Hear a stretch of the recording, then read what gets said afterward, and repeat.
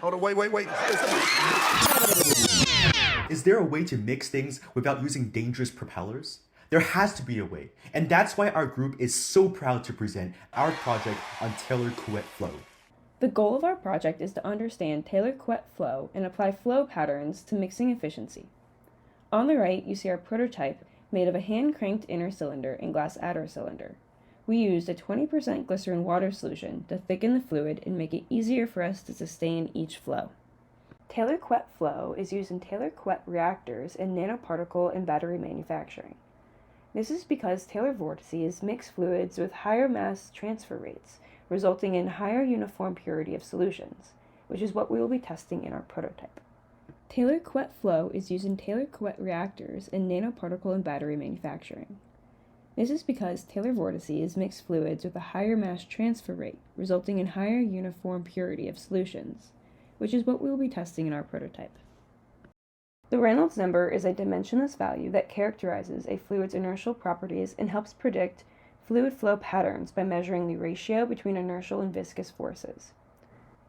The Taylor number is another dimensionless value that characterizes inertial forces due to rotation in a fluid.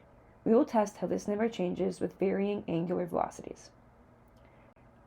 At low Taylor numbers, viscous forces keep the fluid stable, and it is in a laminar circular Couette flow. When the Taylor number reaches a critical point, viscous forces are overcome by the rotation of the fluid, and toroidal vortices form. When the angular velocity increases so that the Reynolds number is above a critical point, the fluid becomes turbulent. Here are our calculations for Reynolds and Taylor numbers. Our fluid was a rheoscopic 20% glycerin water solution with mica powder to visualize the flow. On the left are our known values and critical Reynolds and Taylor numbers found from 2 Cambridge studies. Our calculations are at the bottom. We found the angular velocities to achieve each flow pattern are as follows. When the inner cylinder is spinning slower than 5 seconds per rotation, it is in laminar flow. At greater than 5 seconds per rotation, it forms toroidal vortices. And at greater than 4 seconds per rotation, it is in turbulent flow.